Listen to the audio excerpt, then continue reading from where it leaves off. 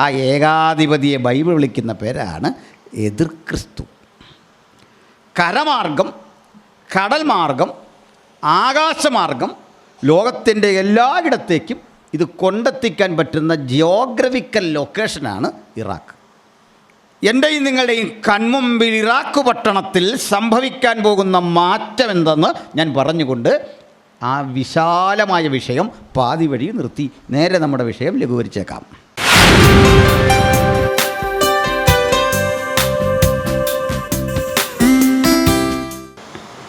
ഈ സ്ഥല ചരിത്രം ആരംഭിക്കുന്നത് ഉൽപ്പത്തി പുസ്തകത്തിൽ നിന്നാണ്.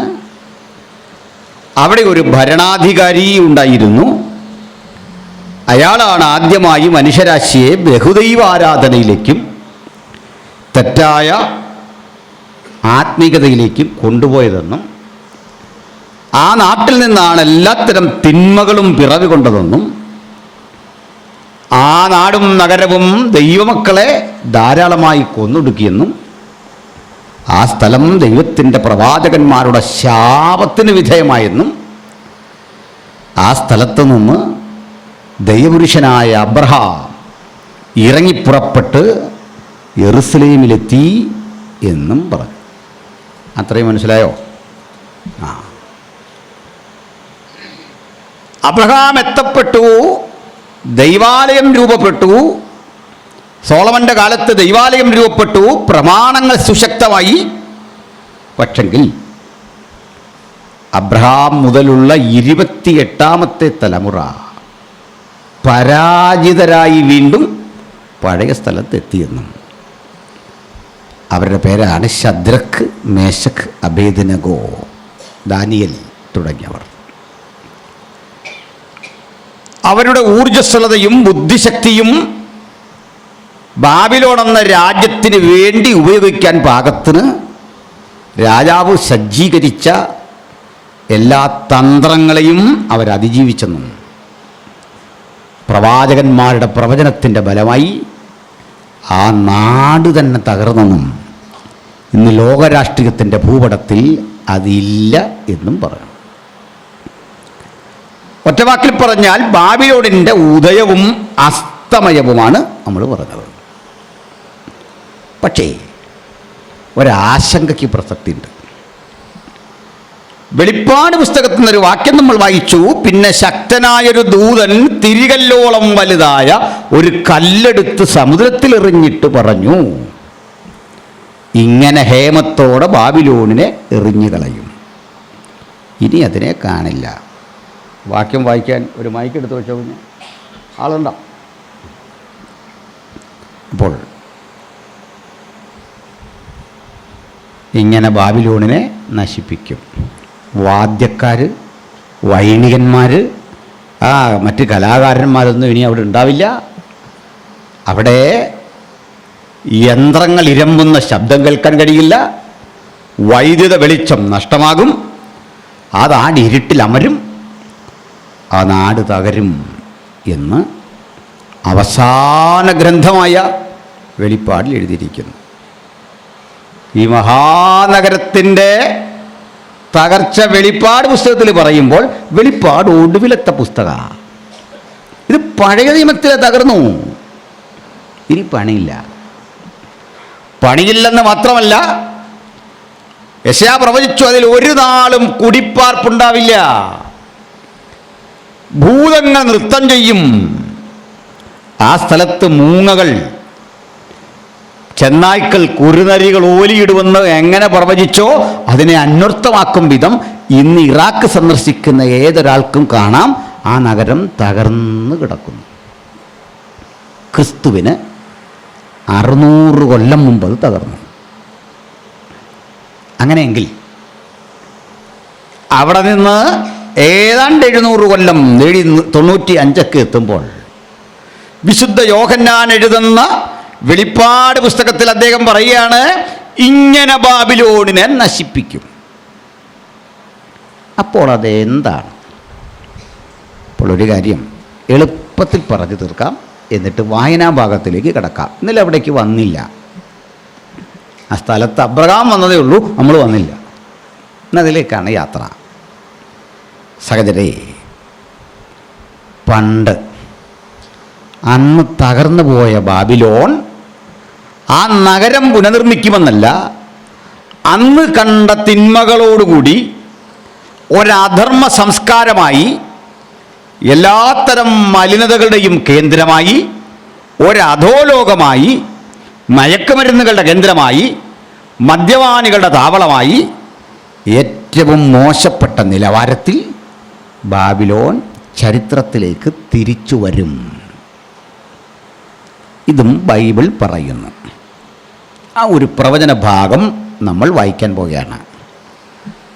മൈക്കിലൂടെ വായിക്കുമ്പോൾ ശ്രദ്ധിച്ച് കേൾക്കണം. ശ്രദ്ധിച്ചാൽ മനസ്സിലാകുന്ന ചില കാര്യങ്ങളാണ്. വളരെ ഏകാഗ്രത നമുക്ക് ആവശ്യമുണ്ട്. സക്കറിയ പ്രവാചകന്റെ പുസ്തകം 5-ാം അധ്യായം 5 മുതലുള്ള വേദഭാഗങ്ങൾ നമുക്ക് വായിച്ചു കേൾക്കാം. സക്കറിയ 5:5.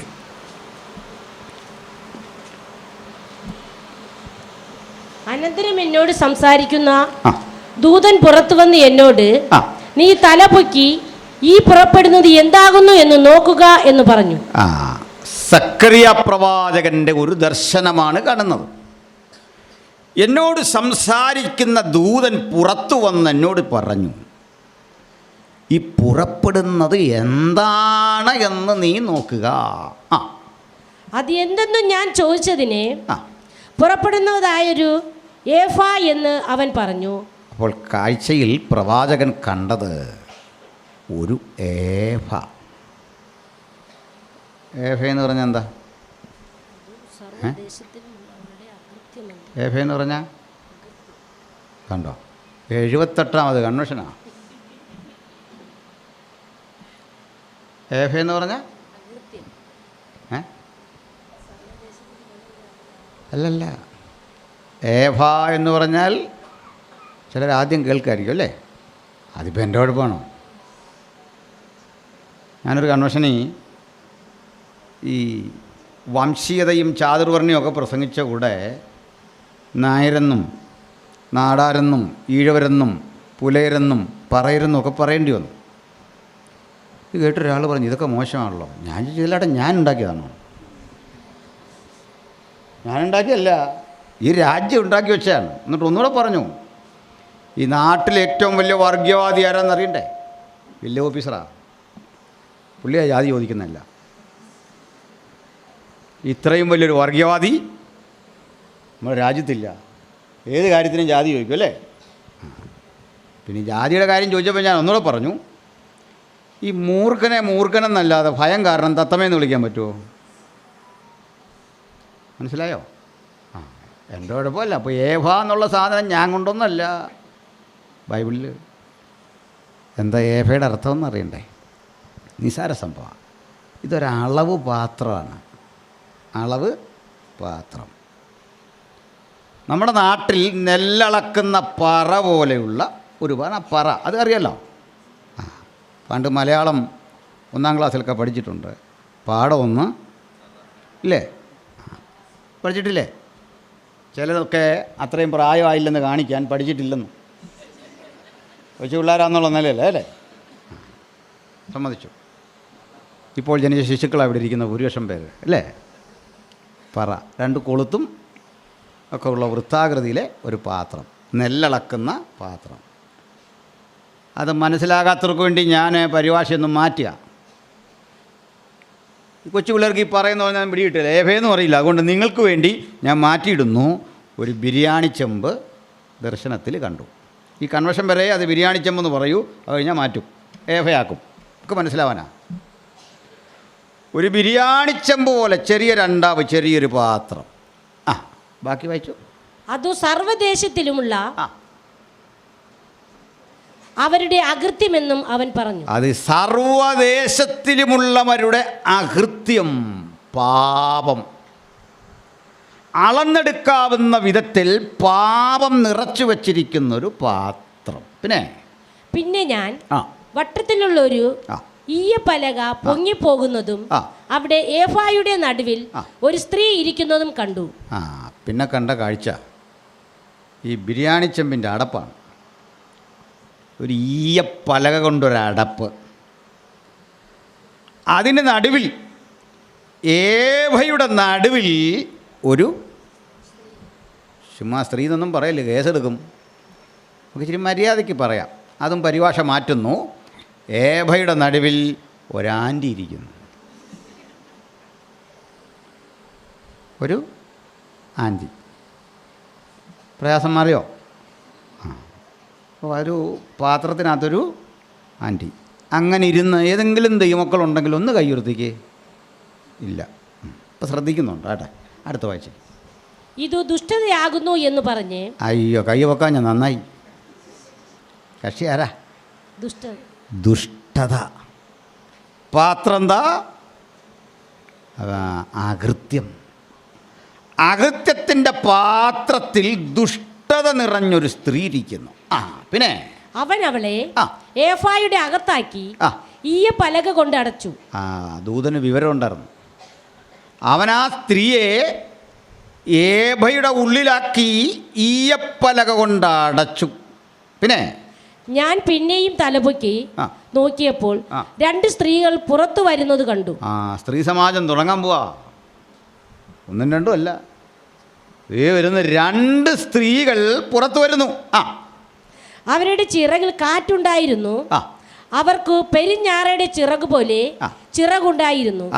ചിറകുള്ള 2 സ്ത്രീകൾ. ആ ചിറകിൽ കാറ്റുണ്ടായിരുന്നു. പെരിഞ്ഞാറ എന്ന പക്ഷിയെപ്പോലെ ചിറകുള്ള 2 സ്ത്രീകൾ. അവയുടെ ചിറകിൽ കാറ്റുണ്ടായിരുന്നു. അവർ ഭൂമിക്കും ആകാശത്തിനും മധ്യേ ഏഫായെ പൊക്കിക്കൊണ്ടുപോയി. 2 സ്ത്രീകൾ കൂടി ഒരു സഹോദരിയെ പാത്രത്തിൽ അടച്ച് അങ്ങോട്ട് പറന്നു പോയെന്ന്. എന്തൊരു ദർശനം ഇതൊക്കെ! നമ്മളുമല്ലോ കണ്ടെങ്കിൽ എന്തെല്ലാം പ്രശ്നങ്ങളായിപ്പോയെന്നെ, അല്ലേ? ഇല്ലാത്ത വിഷയമായിപ്പോയെന്നെ. ദൈവാസനായ സക്രിയ കണ്ട ദർശനമാണ്. അദ്ദേഹം ഇങ്ങനൊരു ദർശനം കണ്ടു. ഒരു സ്ത്രീയെ പാത്രത്തിലടച്ച് 2 സ്ത്രീകൾ പറന്നു പോകും. പിന്നെ എന്നോട് സംസാരിക്കുന്ന ദൂതനോട് ഒന്നും സക്രിയാവിന് മനസ്സിലായില്ല. അദ്ദേഹം തൊട്ടരികിൽ നിൽക്കുന്ന ആ മാലാഖയോട് ചോദിച്ചു, ദൂതനോട് ചോദിച്ചു. അവർ നിൽക്ക്. ഈ ദൂതൻ എന്നതിൻ്റെ എബ്രായ പദമാണ് മാലാഖ. ഓക്കെ, മാലാഖ. ഈ മാലാഖ എന്ന് കേൾക്കുമ്പോൾ നമുക്കൊരു സ്ത്രൈണഭാവം, ഒരു സ്ത്രീഭാവം ഓർമ്മ വരുന്നല്ലേ. പക്ഷേ ബൈബിളിലെ മാലാഖ ദൂതനെല്ലാം പുരുഷന്മാരായിരുന്നു. കേൾക്കുന്നുണ്ടോ? പുരുഷന്മാർ. 3 പുരുഷന്മാർ അബ്രഹാമിൻ്റെ വീട്ടിൽ, 2 പുരുഷന്മാർ ലോത്തിൻ്റെ വീട്ടിൽ. അങ്ങനെയല്ലേ? ഗബ്രിയേൽ എന്നൊരു പുരുഷൻ. അപ്പം മലക്ക്, മാലാഖ, ഇതൊക്കെ ആർക്കാ? പുരുഷഭാവമാണ്. നമ്മൾ ഈ മാലാഖ, ഏഞ്ചൽ എന്നൊക്കെ പറഞ്ഞാൽ പുരുഷഭാവമാണെന്ന് പറഞ്ഞാൽ നിങ്ങളുടെ മനസ്സിൽ അത് വരത്തില്ല. നിങ്ങളുടെ എന്നല്ല, ഞങ്ങൾ പാസുമാരെ അച്ഛന്മാരെ ഉള്ളിൽ പോലും വരത്തില്ല. കാരണം നമ്മൾ ഈ കണ്ടു പരിചയിച്ച ദൂതനെ വരച്ചു വച്ചിരിക്കുന്നതെല്ലാം നൈറ്റി ഇട്ട് നിൽക്കുന്നൊരു സഹോദരിയാണ്. ഇതെങ്ങനെ ഇങ്ങനെ വന്നതെന്നൊരു പിടിയില്ല, അല്ലേ? ഒരു നൈറ്റി ഇട്ട് ഒരു കൊച്ചു പെണ്ണ്, 10-16 വയസ്സുള്ളൊരു കൊച്ച് ഇങ്ങനെ നിൽക്കുന്നു. അപ്പുറത്ത് വേറൊരു കൊച്ച് നിൽക്കുന്നു, ഒപ്പന കളിക്കാൻ നിൽക്കുന്ന പോലെ ഇങ്ങനെ നിൽക്കുന്നു. എന്നാൽ ഈ ഏഞ്ചലോസ് എന്ന് പേരുള്ള പെൺകുട്ടികളുണ്ടെങ്കിൽ മാറ്റിക്കോണം. ആമ്പിളർക്ക് ഇടാന്ന പേരാണ്. കാരണം OS ending always masculine gender in Greek. OS തീർന്ന ആളാണ്. മനസ്സിലായില്ലേ? ഏഞ്ചലോസ്. ഇനിയിപ്പോൾ പേരെങ്ങനെ കിടക്കുകയാണെങ്കിൽ കിടക്കട്ടെ, പോട്ടെ. അപ്പോഴേ 2 സ്ത്രീകൾ കൂടി ഒരു സ്ത്രീയെ പാത്രത്തിനകത്താക്കി അടച്ചുകൊണ്ട് പറക്കുന്ന കാഴ്ച കണ്ട് സക്കറിയ അമ്പരന്നു. അർത്ഥമറിയാതെ മാലാഖയോട്, ദൂതനോട് ചോദിച്ചു, ഏഭയെ അവർ എവിടേക്ക് കൊണ്ടുപോകുന്നു? മറുപടി, അതിന് അവൻ ശീനാർ ദേശത്ത്. എവിടെ? ശീനാർ ദേശത്ത്. ഇന്നലെ മുതൽ ഞാനിതാ പറഞ്ഞേ. എവിടെ കൊണ്ടുപോണ്? ശിനാർ എന്ന് പറഞ്ഞാൽ ബാബിലോൺ, മെസ്സപ്പൊട്ടേമിയ. മനസ്സിലായോ? അവിടെ കൊണ്ടുപോകാന്ന്. എന്തിനാ? ശീനാർ ദേശത്ത് അവർ അവൾക്ക് ഒരു വീട് പണിയുവാൻ പോകുന്നു.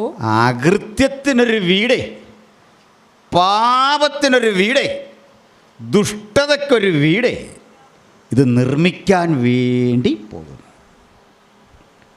അപ്പോൾ ഒരു കൊമേഴ്സ്യൽ ഏഭ, ഒരു വ്യാപാര സംബന്ധിയായ പാത്രം, ഒരു വ്യാപാര ഏഭ ആ സ്ഥലത്ത് കൊണ്ടുവച്ച് ലോകത്തെ മുഴുവൻ വ്യാപാരത്തിൽ കേന്ദ്രീകരിക്കുന്ന ഒരു സംവിധാനത്തിന് മിഡിൽ ഈസ്റ്റ് കേന്ദ്രീകരിച്ച് ഒരു പുത്തൻ പ്രവണത രൂപപ്പെട്ടു വരുന്നു. ഹല്ലേലൂയ. പറയാം. ഞാൻ പറഞ്ഞ പഴയ പ്രസംഗങ്ങൾ യൂട്യൂബിൽ കിടപ്പുണ്ട്. ഒരു 10-15 കൊല്ലം മുമ്പാകണം, അത്രയായി, ഒരു യോഗത്തിൽ ഞാൻ സംസാരിച്ചു. അന്ന് കേരളത്തിൽ എക്സ്പ്രസ് ഹൈവേ വേണോ വേണ്ടയോ എന്ന ചർച്ച നടക്കുകയാണ്. മാതൃഭൂമി പോലെയുള്ള പത്രങ്ങൾ അതിനെതിരെ വലിയ ക്യാമ്പയിൻ നടത്തുകയാണ്. ഞാൻ പറഞ്ഞു 6 വരി പാതകൾ വരും. എന്തിനാണെന്നറിയണ്ടേ? കന്യാകുമാരിയിൽ നിന്നൊരു റോഡ് ആരംഭിച്ച്, അത് കേരളത്തിൻ്റെ മുനമ്പമാണ്, ഈ ഇന്ത്യയുടെ തന്നെ ഒരു മുനമ്പമാണ്. അവിടെ നിന്ന് ആരംഭിച്ച് കർണാടകയുടെ ബോർഡറിൽ മഞ്ചേശ്വരം വരെ ആ റോഡ് വെട്ടിയാൽ അതിനെ എക്സ്പ്രസ് വേ എന്നൊക്കെ പറയാമെങ്കിലും ഹൈവേ എന്നൊക്കെ പറയാമെങ്കിലും നാഷണൽ ഹൈവേ. അത് ഇൻ്റർനാഷണൽ ആകണമെങ്കിൽ കർണാടക കടക്കണം.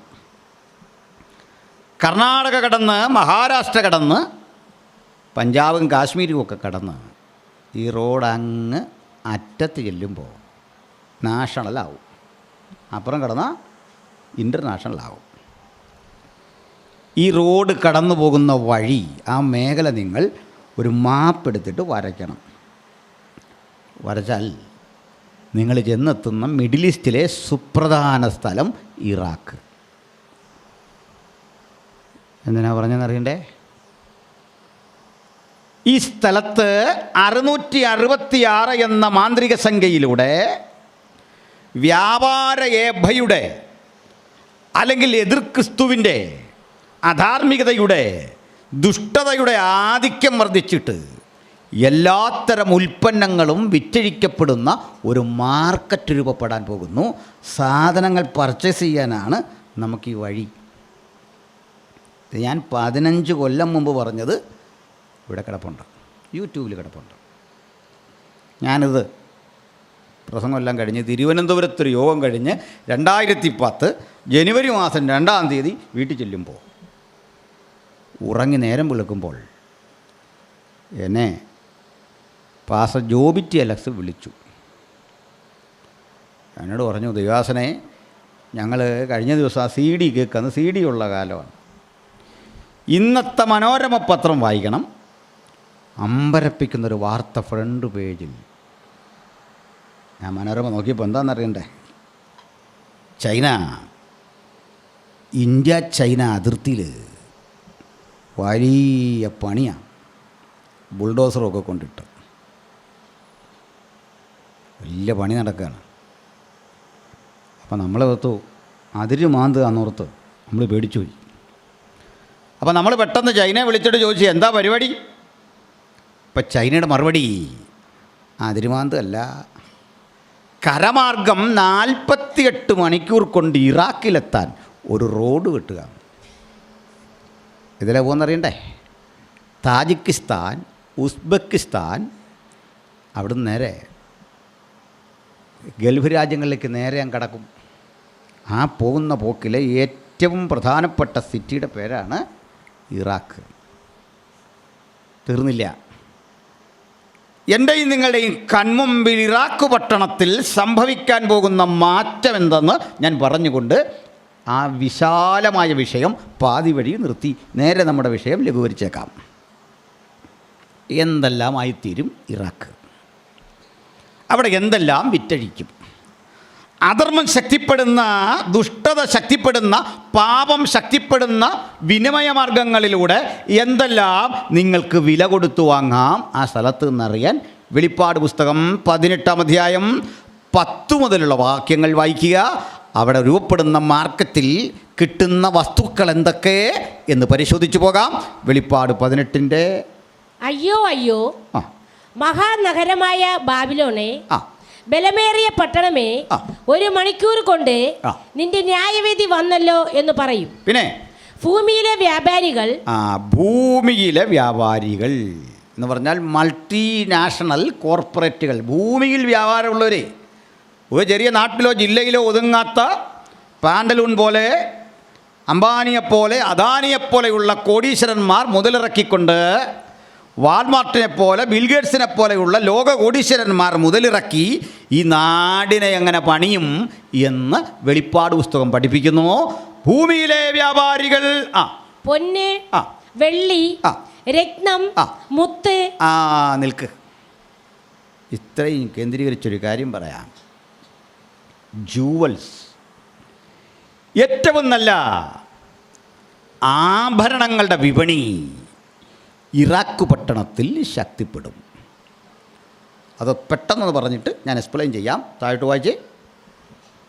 രത്നം, മുത്ത്, നേരിയ തുണി. പൊന്ന, വെള്ളി, രത്നം, മുത്ത്, നേരിയ തുണി.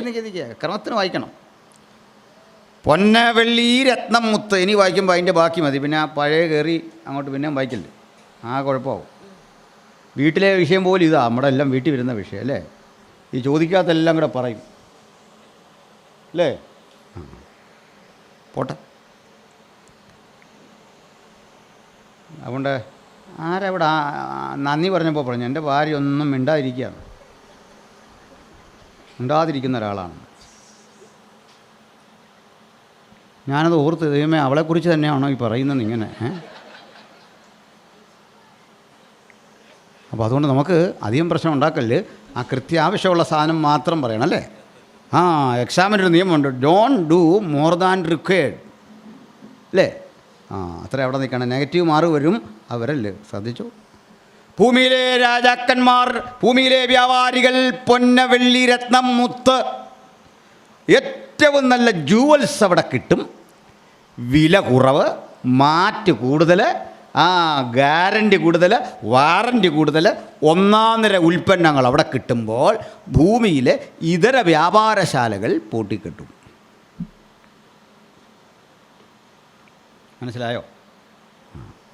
ഞാൻ വിവരിക്കുമ്പം അത് പറയാം. അപ്പോൾ നിങ്ങൾക്കൊരു ചോദ്യം, ഇറാഖിൽ സ്വർണ്ണക്കട വരുമ്പോൾ ഇവിടുത്തെ കട എങ്ങനെ പൂട്ടുമെന്നല്ലേ. പൂട്ടിച്ചിട്ടേ ഞാൻ ഇവിടുന്ന് പോവുള്ളൂ. ബാക്കി വായിച്ചേ. ധൂമ്രവസ്ത്രം, നേരിയ തുണി, ധൂമ്രവസ്ത്രം, പട്ട്, കടും ചുവപ്പ്. നിർത്ത്. ഏറ്റവും മൂല്യവത്തായ ടെക്സ്റ്റൈൽസുകൾ ഇറാഖ് പട്ടണത്തിൽ തുറക്കും. അടുത്ത വായിച്ചു. ചന്ദനതരങ്ങൾ, ആനക്കൊമ്പ് കൊണ്ടുള്ള സകലവിധ സമാനങ്ങൾ, വിലയേറിയ മരവും പിച്ചളവും ഇരുമ്പും മർമരക്കല്ലും കൊണ്ടുള്ള ഓരോ സാമാനം. കേൾക്കണം. ലവംഗം. അങ്ങോട്ട് കയറി പോകരുത്. നമ്മളോട് വന്നു. ചന്ദനത്തരങ്ങൾ, മർമരക്കല്ല്, ഇരുമ്പ് കൊണ്ടുള്ള ഉൽപ്പന്നങ്ങൾ, ഇവയെല്ലാം ചേർത്തൊരു പേര് പറയാം. ഇൻറ്റീരിയർ ഡെക്കറേഷന് വേണ്ടത്, നിർമ്മാണത്തിന് വേണ്ടത് ഇത്ര ഉൽപ്പന്നങ്ങൾ ഇറാഖ് പട്ടണത്തിൽ സുലഭമായി വിതരണം ചെയ്യപ്പെടും. പിന്നെ ലവംഗം, ഏലം, ധൂപവർഗം, മൂറ്, കുന്തിരിക്കം. നിർത്ത്. ധൂപവർഗം, ഏലം, മൂര, കുന്തിരിക്കം, പെർഫ്യൂംസ് ആൻഡ് സ്പൈസസ്, ഇതിൻ്റെ വിപണി അവിടെ ശക്തിപ്പെടും. പിന്നെ വീഞ്ഞ്, വീഞ്ഞും മദ്യത്തിൻ്റെ പ്രതീകം. സുലഭമായി മദ്യം അവിടെ വിറ്റഴിക്കും. പിന്നെ എണ്ണ, ഇന്ധനത്തിൻ്റെ പ്രതീകമാണ്, എണ്ണ വിറ്റഴിക്കും. പിന്നെ നേരിയ മാവ്, വിവിധ തരം ഭക്ഷ്യവസ്തുക്കളുടെ വിപണി ശക്തിപ്പെടും. നേരിയ മാവ്. പിന്നെ ഗോതമ്പ്, കന്നുകാലി, ആട്, മാംസത്തിനും പാലിനും വേണ്ടി മനുഷ്യൻ വളർത്തുന്ന മൃഗങ്ങളുടെ വിപണി, അത്തരം ഉൽപ്പന്നങ്ങളുടെ വിപണി അവിടെ ശക്തിപ്പെടും. പിന്നെ മനുഷ്യൻ്റെ കുതിര, രഥം, വാഹന വിപണി ശക്തിപ്പെടും. പിന്നെ മനുഷ്യദേഹം, മനുഷ്യപ്രാണൻ, മനുഷ്യൻ്റെ പ്രാണനും മനുഷ്യൻ്റെ ദേഹവും വിൽക്കപ്പെടും. എന്താണ് ഇതിൻ്റെ അർത്ഥം? ഞാൻ ക്രമമായി പറയാം. വ്യാപാര ഏഭ അവിടെ കൊണ്ട് വച്ചിട്ട് വിപണി ശക്തിപ്പെടുത്തുമെന്ന് ഞാൻ 10-15 കൊല്ലം മുമ്പ് യൂട്യൂബിൽ പ്രസംഗിച്ചിട്ടുണ്ട്. അതിനും 10 കൊല്ലമെങ്കിലും മുമ്പ് പ്രസംഗങ്ങളൊക്കെ തുടങ്ങിയ കാലത്തെ, ഈ ഡിജിറ്റൽ യുഗമൊന്നും ഇത്ര ശക്തിപ്പെടാത്ത കാര്യത്തെ, നമ്മുടെ കയ്യിലൊക്കെ മൊബൈൽ സർവ്വസാധാരണമല്ലാത്ത കാലത്തെ അന്ന് പ്രസംഗിച്ചിട്ട ചില കാര്യങ്ങളുണ്ട്. അതിന്ന് നടന്നുകൊണ്ടിരിക്കുകയാണ്. ഇതിൻ്റെ പാതി മുക്കാൽ കാര്യവും അന്ന് പറഞ്ഞിട്ടുണ്ട്. എന്തൊക്കെയെന്ന് പറയാം. ഏറ്റവും നല്ല സ്വർണ്ണാഭരണങ്ങൾ, രത്നാഭരണങ്ങൾ, പവിഴമുത്തുകൾ, പത്മരാഗ കല്ല് പതിച്ച മോതിരങ്ങൾ, ഇവ അവിടെ വിറ്റഴിക്കും. അവിടുന്ന് സകല ലോകത്തിലേക്കും ഡിസ്ട്രിബ്യൂട്ട് ചെയ്യും. കരമാർഗം, കടൽ മാർഗം, ആകാശമാർഗം ലോകത്തിൻ്റെ എല്ലായിടത്തേക്കും ഇത് കൊണ്ടെത്തിക്കാൻ പറ്റുന്ന ജിയോഗ്രഫിക്കൽ ലൊക്കേഷനാണ് ഇറാഖ്.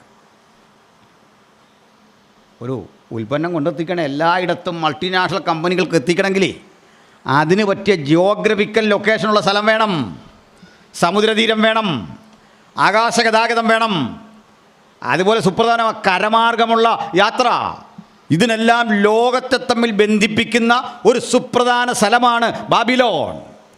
ഈ സ്ഥലത്തിൻ്റെ വാണിജ്യ പ്രാധാന്യം കണ്ടുകൊണ്ടാണ് അമേരിക്ക നാളുകൾക്കപ്പുറത്ത് അവിടെ ചെന്ന് ക്യാമ്പ് ചെയ്ത് സദ്ദാമിനെയൊക്കെ ഓടിച്ചിട്ട് തട്ടിക്കളഞ്ഞിട്ട് അവിടെ ചെന്ന് ഈ വ്യാപാര ഏഫ വച്ചു. അമേരിക്ക നയിച്ച ഏത് യുദ്ധത്തിലും ഓടി വന്ന് ക്ഷണിക്കാതെ കൂടുന്ന അവരുടെ മാതൃ സഹോദരി അല്ലെങ്കിൽ മാതാവ് എന്ന് പറയുന്ന മറ്റൊരു യുവതിയാണ് UK അല്ലെങ്കിൽ ഇംഗ്ലണ്ട്. കാരണം അവിടുന്ന് അമേരിക്ക ഉണ്ടാവുന്നത്. ഇവർ രണ്ടും ഒരുമിച്ചാണ് പല യുദ്ധത്തിലും. 2 സ്ത്രീകളെ വ്യാപാര ഏഫ അവിടെ കൊണ്ടുവച്ചിട്ടേ വരാനിരിക്കുന്ന കാലത്തിൻ്റെ കച്ചവടം മുഴുവൻ അവരുടെ കാൽ കീഴാക്കിക്കൊണ്ട് ലോകത്തെ കൺട്രോൾ ചെയ്യാൻ ഒരേകാധിപതിക്ക് അവസരം കൊടുക്കാൻ പോകുന്നു. ആ ഏകാധിപതിയെ ബൈബിൾ വിളിക്കുന്ന പേരാണ് എതിർക്രിസ്തു. അന്തിക്രിസ്തു എന്ന് പറയല്ലേ, പിന്നെ എതിർക്രിസ്തു. ഇനി നമുക്ക് ഈ സ്ഥലത്ത് വിറ്റഴിക്കുന്ന ഇത്തരം ഉൽപ്പന്നം അവിടെ വിറ്റഴിച്ചാൽ ഇവിടുത്തെ കട പൂട്ടുമെന്നൊക്കെ പറഞ്ഞില്ലേ, അതും പറയാം. നമ്മൾ ഈ കടകളെപ്പറ്റി ധാരാളം ഇത് കേട്ടുകൊണ്ടിരിക്കുക. ഒരുത്തൻ പറയുന്നു പണിക്കൂലി കുറവ്, ഒരുത്തൻ പറയുന്നു മാറ്റ് കൂടുതൽ, ഇവിടുത്തെ സ്വർണ്ണത്തിന് ഇന്ന ഗുണമുണ്ട്. ഇടയ്ക്ക് KSRTCയുടെ പള്ളക്കൊരു പരസ്യം, പണിക്കൂലി തീരെ ഇല്ലെന്ന്. അവിടെ പണിയെടുക്കുന്നവൻ്റെ കാര്യമാണ് ഈ ജുവല്ലറിയുടെ പരസ്യമാണ്. പക്ഷെ എഴുതിയേക്കുന്നത് എന്താണെന്നറിയണ്ടേ, പണിക്കൂലി തീരെ ഇല്ലെന്ന്. ഡ്രൈവർക്കും കണ്ടക്ടർക്കുമാണെന്ന് കണ്ടാൽ മനസ്സിലാവും. ഭയങ്കര അടിയാണ് ജുവല്ലറിക്കാർ തമ്മിൽ. അപ്പോൾ മൊബൈലിലൂടെ, ഫേസ്ബുക്കിലൂടെ, TV-യിലൂടെ നമ്മൾ ഒരു റിങ്ങിൻ്റെ പരസ്യം കണ്ടു, അല്ലെ മാലയുടെ പരസ്യം കണ്ടു. അപ്പോൾ കൗതുകത്തിന് നമ്മൾ അങ്ങോട്ടൊന്ന് കോൾ ചെയ്ത് കഴിയുകയും അവരിങ്ങോട്ട് വിളിച്ചിട്ട് ചോദിച്ചു, സുനിൽ സാറല്ലേ? മനസ്സിലായി, സന്തോഷമായിട്ടൊക്കെ ഇരിക്കുന്നു. അപ്പോൾ സുനിൽ സാർ ഓർക്കും, എൻ്റെ അപ്പനും അമ്മയും പോലും ഇതുപോലെ എന്നെ സ്നേഹിച്ചിട്ടില്ലല്ലോ. കസ്റ്റമർ കെയറിലെ വിളി അങ്ങനെ. ഞാൻ ആദ്യമായിട്ട് മുംബൈ പ്രസംഗിക്കാൻ ചെല്ലുമ്പോൾ ഇവിടുന്ന് കേട്ടേക്കുന്ന മുഴുവൻ മുംബൈ ഭയങ്കര അധോലോകം അങ്ങനെ അങ്ങനെയാണെന്നൊക്കെ കേട്ടേക്കുന്നത്. ഞാൻ ഫ്ലൈറ്റിനങ്ങോട്ട് ഇറങ്ങുകയും കുറേ പേര് എന്നെ അങ്ങ് വളഞ്ഞു. സത്യത്തിൽ നമ്മുടെ മാതാപിതാക്കൾ പോലും ഇതുപോലെ എന്നെ സ്നേഹിച്ചിട്ടില്ല.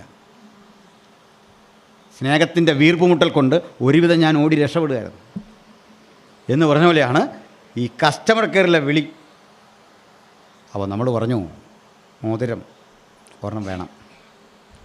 പറഞ്ഞത് വിഷമിക്കണ്ട, സാറിന് മോതിരം 2 ദിവസത്തിനുള്ളിൽ കിട്ടും. ഇപ്പോൾ ഒരു OTP വരും, ഒന്ന് പറയണം. കാര്യങ്ങളെല്ലാം ചെയ്തു. അല്പനിമിഷത്തിനുള്ളിൽ 2 ദിവസത്തിനുള്ളിൽ ഒരു ഫ്രാഞ്ചൈസി ഇതുകൊണ്ട് തന്നു. സാറിൻ്റെ നാൾ ചോദിച്ചു, നാഴിക ചോദിച്ചു. അതിന് പറ്റിയ രത്നക്കല്ല് പതിപ്പിച്ച ഒരു 1.5-2 ലക്ഷം രൂപ വില വരുന്ന ഒരു മനോഹര മോതിരം. സാറ് പറഞ്ഞു, അയ്യോ ക്യാഷ് അതൊക്കെ പതുക്കെ മതി.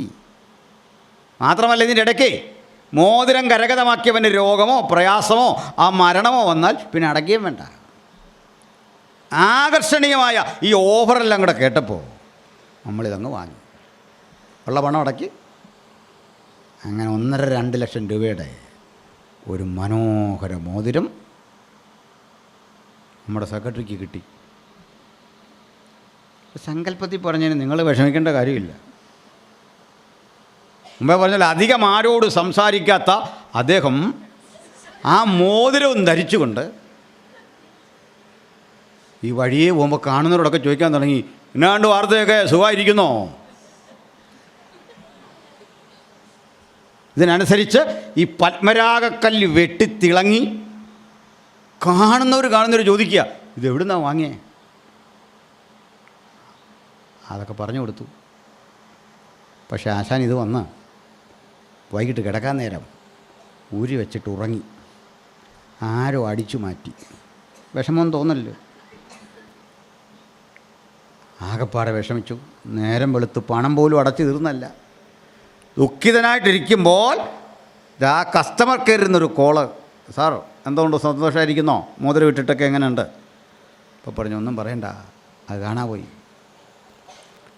അത് സാറ് വിഷമിക്കൊന്നും വേണ്ട, സാറിൻ്റെ മോതിരം ഇൻഷുവേർഡാണ്. എവിടെ പോയാലും ഉത്തരവാദിത്വം ഞങ്ങൾക്കാണ്. ഒരു ഡിപ്രിസിയേഷൻ പോലൊരു ചാർജ് അടയ്ക്കണം, ഒരു 12,000 രൂപ. ഞങ്ങൾ നോക്കട്ടെ, കണ്ടുപിടിച്ചില്ലെങ്കിൽ സാറിന് പുതിയൊരെണ്ണം തരും, ഒന്നും പേടിക്കണ്ട. സമ്മതിച്ചു. 2,000 രൂപ അങ്ങോട്ട് അയച്ചു. ഈ മോതിരം അടിച്ചു മാറ്റിയവൻ ഇവിടെ വെച്ചൊന്നും അത് ഇട്ടില്ല. ഇവിടുന്ന് നേരെ യാത്ര ചെയ്ത് അങ്ങ് തിരുവനന്തപുരം തമ്പാനൂർ ചെന്ന് അവനത് കയ്യിലെടുത്തിട്ടു. ട്രെയിന് കയറി സ്ഥലം വിടാൻ തുടങ്ങുക. ഒരു 10 മിനിറ്റ് അങ്ങോട്ട് കഴിഞ്ഞപ്പോൾ ഈ മനുഷ്യൻ്റെ ശരീരം വിറയ്ക്കാൻ തുടങ്ങി. വിറച്ച് നിൽക്കക്കള്ളിയില്ലാത്തൊരവസ്ഥയിലേക്ക് എത്തിയപ്പോൾ ഷുഗർ താന്നാണോ പ്രഷർ കൂടിയാണോ ഒരു പിടിയില്ല. ആളുകൾ അവനെ പിടിച്ച് ഹോസ്പിറ്റലിൽ കൊണ്ടുവന്നു. ഹോസ്പിറ്റലിൽ ചെന്നപ്പോൾ ഡോക്ടർ ഇവനെ ആകപ്പാടെ നോക്കിയിട്ട് ആ സ്റ്റെതസ്കോപ്പ് എടുത്ത് അവൻ്റെ നെഞ്ചിലേക്ക് വെച്ചപ്പോൾ ഇതാ ഡോക്ടറും വിറയ്ക്കാൻ തുടങ്ങും. എടുത്തു, കുഴപ്പമില്ല, അങ്ങോട്ട് ടച്ച് ചെയ്യും, പിന്നെ വിറയ്ക്കും. ഇത്തരം ഒരു രോഗം ഡോക്ടർ ജീവിതത്തിൽ കണ്ടിട്ടില്ല. എന്നോട് പറഞ്ഞു, പോയിന്ന് സ്കാൻ ചെയ്താട്ടെ, അറിയണമല്ലോ എന്താന്ന്. സ്കാൻ ചെയ്യാൻ അങ്ങോട്ട് കയറ്റി. അതിൻ്റെ ഭാഗമായിട്ട് നമ്മൾ ഈ വാച്ചുമൊക്കെ അഴിക്കണമല്ലോ, മോതിരമൊക്കെ അങ്ങോട്ട് അഴിച്ചു. ഒരു ചെറിയൊരാശ്വാസം. എന്നാലും ആ വിറയിൽ അങ്ങോട്ട് പോകുന്നില്ല, അത്ര പ്രയാസമാണ്. ഇയാളെ അകത്തോട്ട് കയറ്റി. SHO പെട്ടെന്ന് അവിടെ വന്നു, 2 പോലീസുമായിട്ട് സർക്കിള്. അതൊക്കെ ഈ മൊബൈൽ ഇങ്ങനെ കാണിച്ചിട്ട് സെക്യൂരിറ്റിയോട് പറഞ്ഞു, മാറിക്കേ, ഈ മൊബൈലിൽ കണ്ടവൻ ഈ വഴി വല്ലതും വന്നോ എന്ന് ചോദിച്ചു. അയ്യോ വയ്യല്ലോ, പുള്ളി അങ്ങോട്ട് കൊണ്ടുപോയെന്ന് പറഞ്ഞു. അപ്പോൾ ഡോക്ടറെ മുറിലേക്ക് SHO കയറി വന്നു. സർക്കിൾ അങ്ങോട്ട് കയറി ചെന്നു. ഡോക്ടർ അവിടെ ഇരിക്കുന്നു. ഒന്ന് സല്യൂട്ട് അടിച്ചു. ഇരിക്കും സാറേ. ഇരിക്കാൻ നേരമില്ല.